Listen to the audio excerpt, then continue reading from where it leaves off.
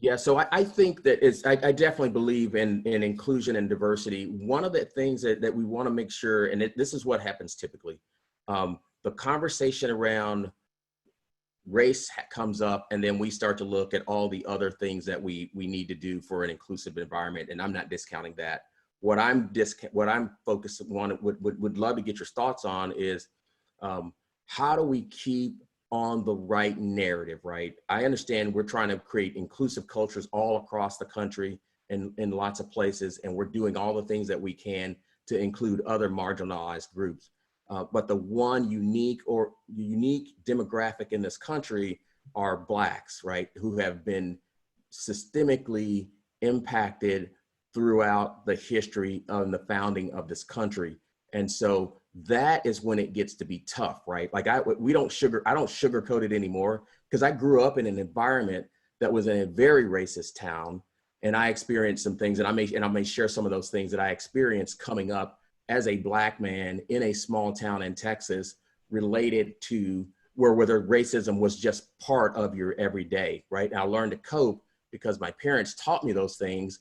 And so I also have friends now who came from that same town who were racist then, and they're still racist today.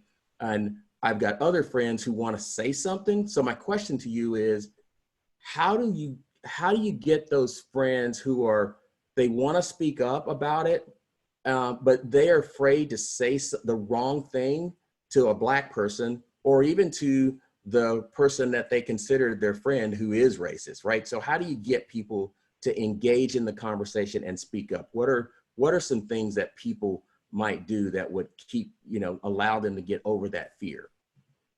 So first of all, I think one of the reasons that people don't engage across racial differences, by the way, we live in a more segregated society today than we did during the civil rights era in the 1960s, in terms of housing and everything else.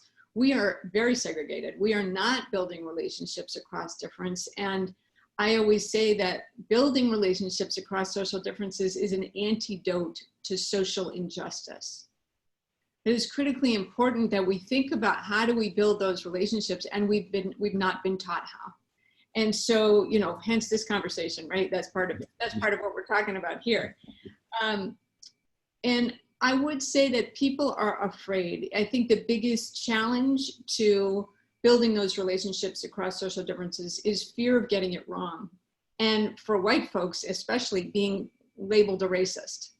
Right? We are so worried about being labeled a racist that we just don't say anything.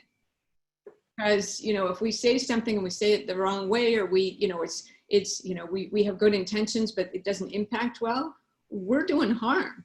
And that is very real, right? I don't want to just sugarcoat it and say, just dismiss that and say, no big deal, go ahead and get it wrong.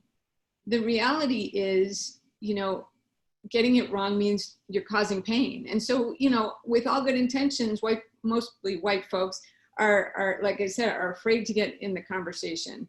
So what I want to share is that we have to be okay with making mistakes.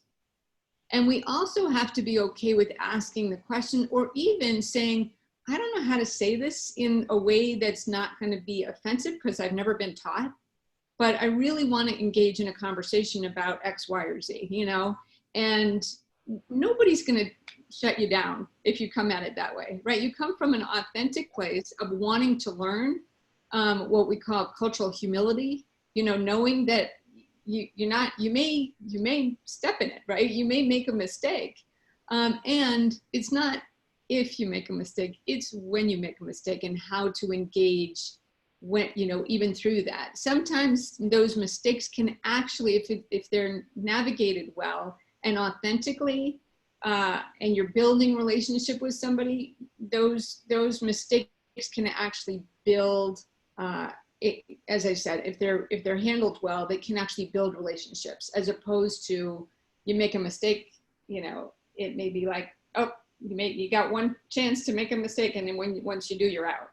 So I'm suggesting we get some more training. I mean, I do trainings on microaggressions and implicit bias and all of that. We need these kinds of trainings, whether it's with me or there's plenty of other consultants out there who are doing this kind of work. But we don't know, and we are not taught, and we need some education.